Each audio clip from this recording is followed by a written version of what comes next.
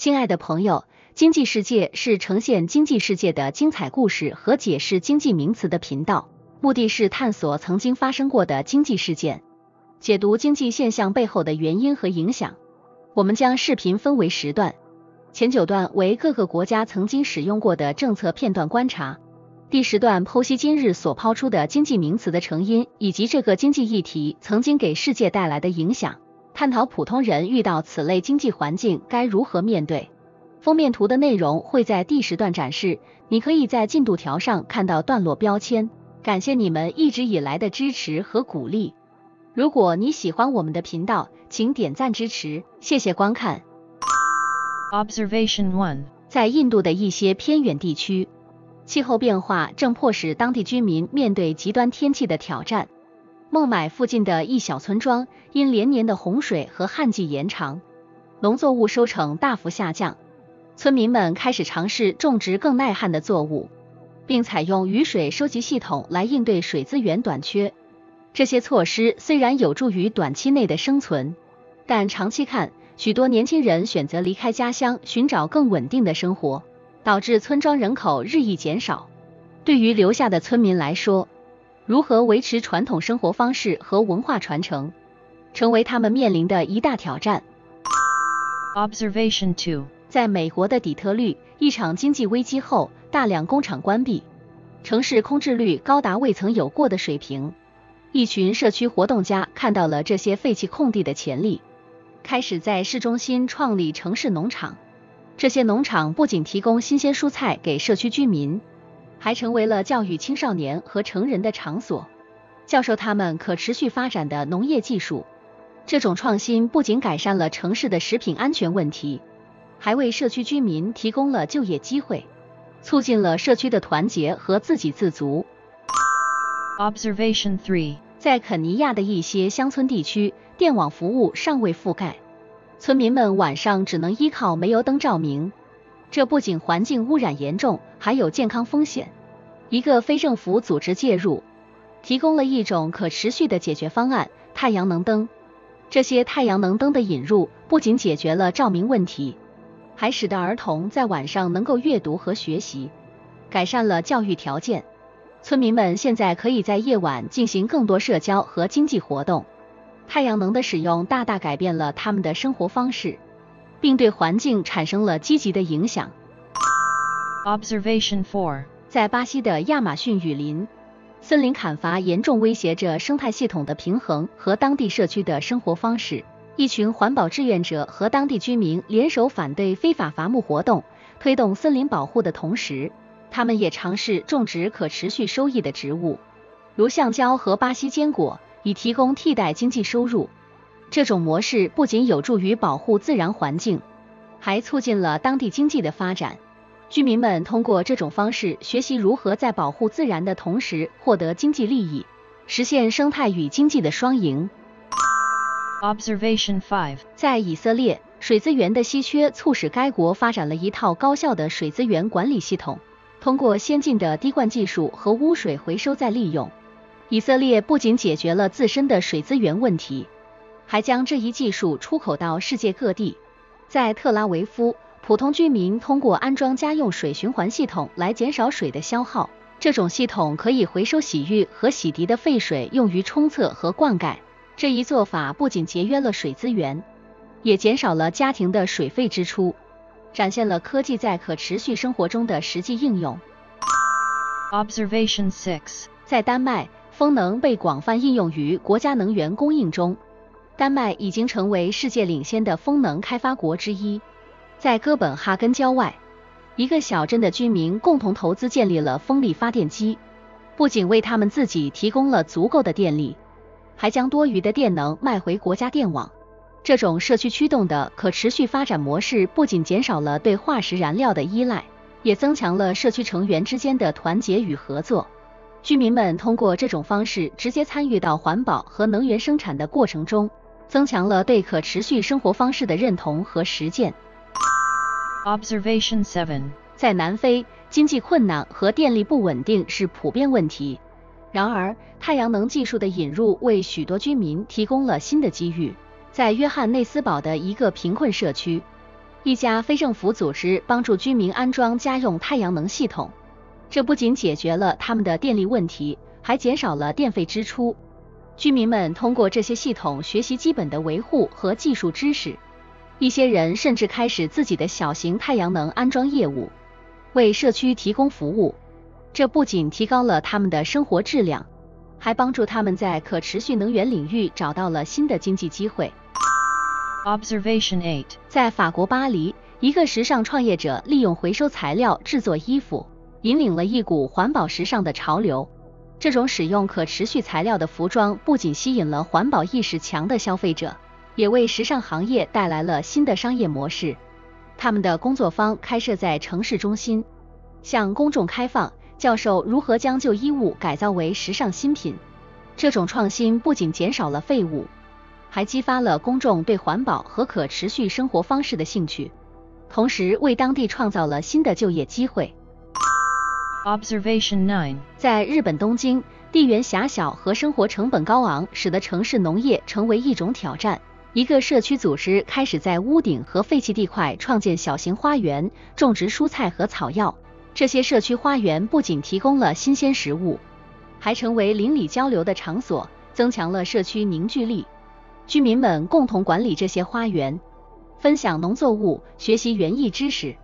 此外，这些花园还吸引了许多年轻人和家庭，为他们提供了接触自然的机会，同时也鼓励他们在家庭环境中实现可持续生活。View. 在我们的星球面临日益严峻的生态危机时，可持续发展这一概念显得比以往任何时候都更为重要。这不仅是一个政策术语，而是一种全球行动的呼声，旨在促使我们重新思考如何在不破坏地球生态系统的前提下发展经济。从工业革命以来，无节制的工业活动和对自然资源的过度开采已将我们推到了环境退化的边缘。诸如挪威和瑞士等国家已经采纳可持续发展策略，通过推行绿色经济和可再生能源的使用，不仅保护了环境，也为经济发展开辟了新境。这些国家的成功实践提供了一个有力的论证：环境保护与经济增长不仅可以并行，而且相辅相成。可持续发展的核心在于其三个主要支柱：经济增长、社会包容以及环境保护。通过平衡这三个领域的需求，我们不仅能保护地球，还能确保所有人都享有更好的生活质量。但是，这需要我们每一个人的参与和创新。从个人到政府，从小型企业到跨国公司，每个角色都有其不可替代的部分。在接下来的内容中，我们将探讨具体事件和个人故事，来展示可持续发展是如何影响我们每个人的生活的。在全球化的大背景下，可持续发展的故事触及了无数个体和社区。例如，在印度的一些偏远地区，通过引入太阳能灯和生物质炉，不仅解决了村民的能源问题，还减少了对化石燃料的依赖。这样的小规模项目正逐步扩展，影响力日益增强。这些故事为我们提供了一个窗口，展示了可持续发展政策在地面层面的实际效果和挑战。而在更宏观的层面上，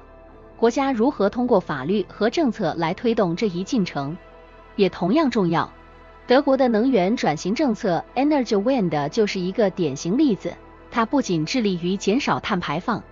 还通过经济激励措施支持可再生能源的发展，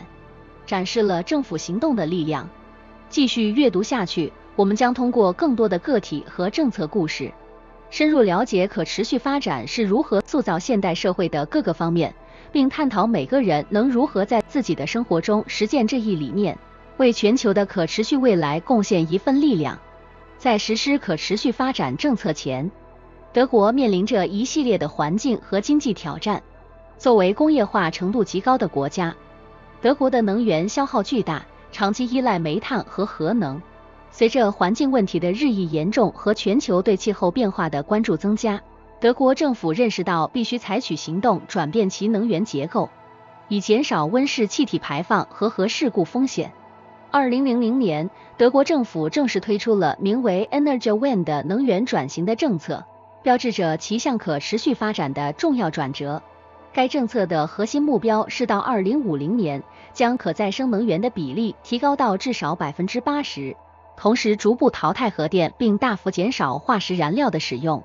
政府通过一系列财政激励措施支持风能和太阳能等可再生能源的开发，例如通过提供固定的电价购买协议和税收优惠，吸引私人投资者进入这一领域。这一政策的实施产生了显著的经济和社会效益。例如，德国的小城镇施佩克特在政府的支持下，